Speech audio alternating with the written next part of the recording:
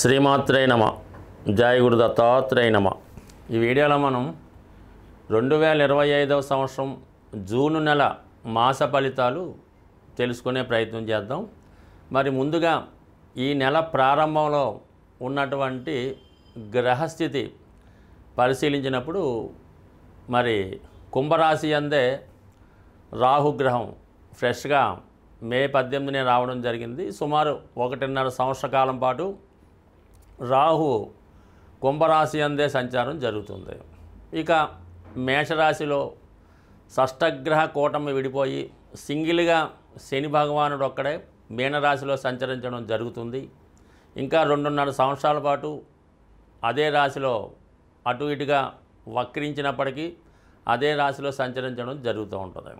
మరి మేషరాశిలో శుక్రుడు, వృషభ రాశిలో రవి బుధ గ్రహాలు, మిథున రాశిలో మరి కొత్తగా మారినటువంటి మే 15 నుంచి అదే రాశిలో సంవత్సరం పాటు గురుగ్రహ సంచారం మిథున రాశిలో. ఇక కర్కాటక రాశిలో ఈ నెల ప్రారంభంలో కుజుడు జూన్ 6వ తారీఖు వరకు సంచరిస్తూ జూన్ 6 తర్వాత సింహరాశిలోకి ప్రవేశించడం జరుగుతుంది.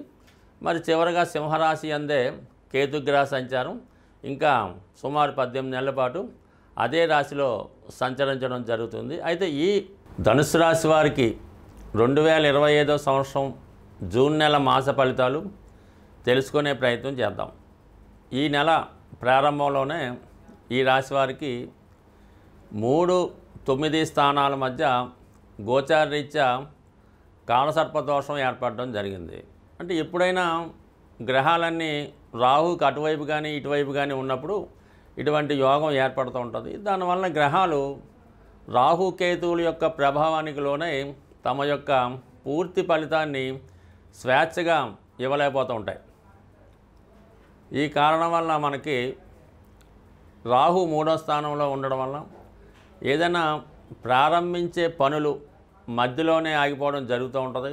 మనం ఒక ప్రయత్నం చేస్తుంటే వేరే ప్రయత్నం ద్వారా వెళ్ళడం జరుగుతూ ఉంటుంది అన్నమాట. అంటే సాధారణంగా ఎలా ఉంటుందంటే మనం ఏదో ఒక ప్రయత్నం చేస్తుంటే వేరే ఒకటి వచ్చి ఈ పని ఎలాగైతే జరగదో మనం ఏదో రాంగ్ రూట్లో వెళ్ళి అక్కడ కొంత డబ్బు పే చేస్తే పని జరుగుద్ది అని మిమ్మల్ని రాంగ్ వేలో నడిపించే అవకాశం ఉంది. కానీ మీరు కరెక్ట్ వేలో వెళ్తేనే కరెక్ట్గా పని జరుగుతుంది.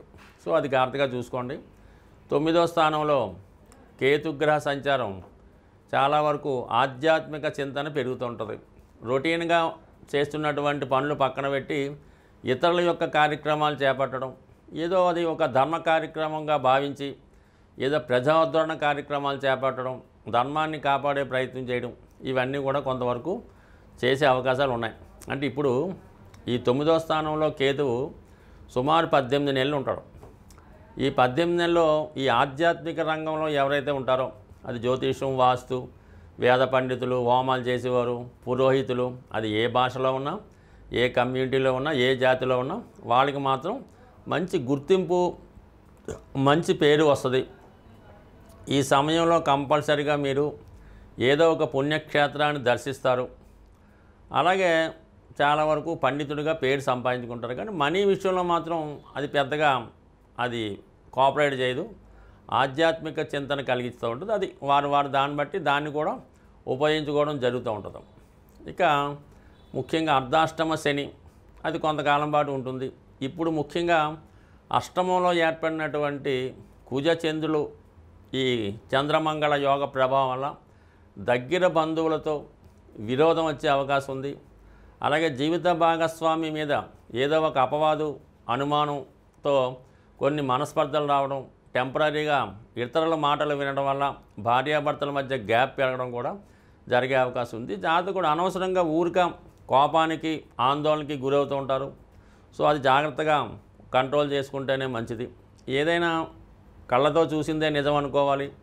ఇతరులు చెప్పిన మాటలు వినడం వల్ల నష్టపోవడం జరుగుతుంటుంది. కాబట్టి ఈ విషయంలో కూడా జాగ్రత్తగా వ్యవహరించండి. ఇక శుక్రుడు 5వ స్థానంలో ఉన్నాడు. చాలా వరకు మంచి ఆలోచనలు వస్తూ ఉంటాయి. ఇది మీలో ఉన్నటువంటి టాలెంట్కి తగిన గుర్తింపు వస్తుంది. ఎవరైతే మ్యూజిక్, ఈ సినిమా, ఈ మీడియా, సంగీతం ఏదో ఒక కళా రూపంలో ఉన్న వారికి తగినటువంటి ప్రతిభ, గుర్తింపు రావడం జరుగుతూ ఉంటుంది.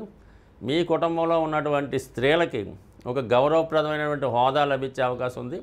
వారికి ఏదైనా ఉద్యోగం రావడం కానీ, వివాహం నిశ్చయం అవడం కానీ జరిగే అవకాశాలు చాలా వరకు అనుకూలిస్తాయి. సో వీటన్నిటికన్నా మీకు ఈ నెల నుంచే గురువు సప్తమ స్థానంలోకి వచ్చి రాశిని వీక్షించడం వల్ల చాలా వరకు మనకి ఆధ్యాత్మికంగా కొత్త కొత్త ఆలోచనలు వస్తుంటాయి.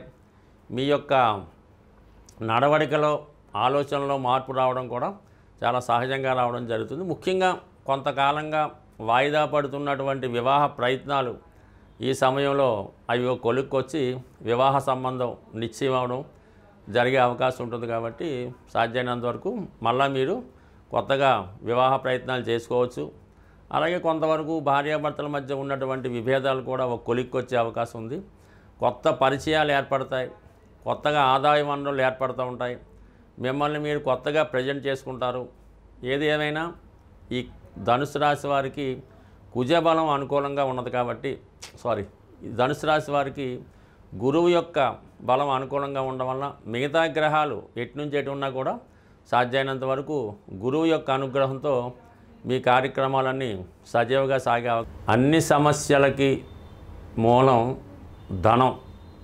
అందుకే ధనం మూలం మిథం జగత్ అన్నారు. ధనం ఖర్చు పెట్టడం అన్నది చాలా సులభం, సంపాదించడం అన్నది చాలా కష్టం. అయితే ఈ ధనం సంపాదించడానికి ఒక సులువైనటువంటి మార్గాన్ని తెలియజేయడం జరుగుతూ ఉంటుంది. అది మీకు ఈ నెల ఫలితాల్లో ఈ అద్భుతమైనటువంటి ధనయోగాన్ని కలిగించే రెమెడీ మీకు చెప్పడం జరుగుతూ ఉంటుంది.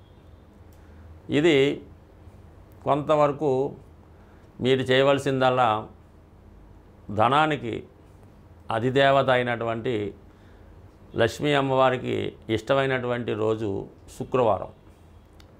ఈ శుక్రవారం రోజు మీరు ఏం చేయాలంటే ఒక మట్టితో తయారు చేసినటువంటి ఒక జాడీ అనొచ్చు, డబ్బులు దాచుకునే డిబ్బీ కూడా అనొచ్చు.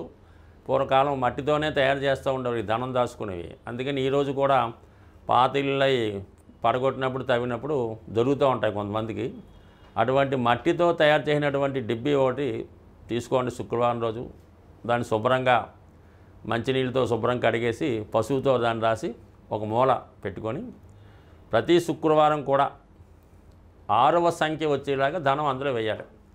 6 రూపాయల, 60 రూపాయల, 600, మీకు ఇంకా ఓపుకుంటే 6000 అన్నది ప్రతి శుక్రవారం అందులో డ్రాప్ చేయవలసి ఉంటుంది. అందులో వేయాలన్నమాట. పక్కన పెట్టాలి. అది దేవుని దగ్గర పెట్టడం, నమస్కారం పెట్టడం. అయితే ఈ శుక్రవారం రోజు మిగతా డబ్బులు మీరేమీ కూడా ఖర్చు పెట్టకూడదు. ఇందులో చేసిన 6 రూపాయలు మాత్రమే అందులో వేయాలి. మిగతాదంతా కూడా ఆ రోజు ఏ ఒక్క రూపాయి కూడా మీ ఇంటి నుంచి బయటికి వెళ్ళకూడదు. అలాగని ఫోన్పేలు, గూగుల్ పేలు చేయకూడదు. ఆ నియమం మీరు పాటించి ఈ శుక్రవారం మనీ వెళ్లకుండా ఉంటూ ప్రతి శుక్రవారం వీలైతే ఇంక పెంచుకుంటూ వెళ్ళిపోండి.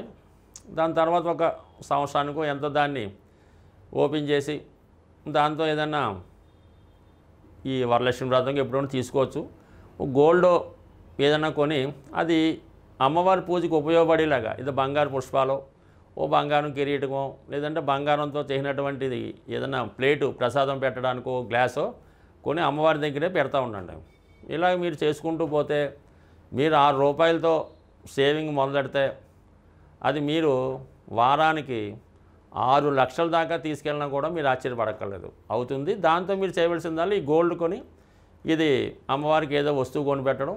మళ్ళీ మీకు బాగా మీరు దాన్ని మళ్ళీ మీ ఇంట్లో ఒక అమ్మాయి పుడితే ఆ అమ్మాయికి, అంటే అమ్మాయి కూడా లక్ష్మీ స్వరూపం కాబట్టి ఆవిడకి మీరు అవి కానుకగా ఇవ్వచ్చు, బంగారు ఆభరణాలు కూడా ఇవ్వచ్చు. బట్ ఏదన్నా ఈ శుక్రవారం 6 సంఖ్య ఇది కాకుండా మిగతాది కూడా బయటికి వెళ్ళకూడదు. ఇంకా అది ఎంత గొప్ప అవసరమైనా సరే అక్కడతో శుక్రవారం నాడు స్టాప్ చేసి శనివారం మార్నింగే పేమెంట్స్ అన్నమాట. ఈ విధంగా చేసి చూడండి.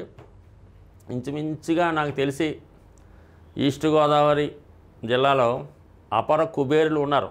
వాళ్ళంతా కూడా ఈ నియమాన్నే పాటిస్తున్నారు. స్వస్తి.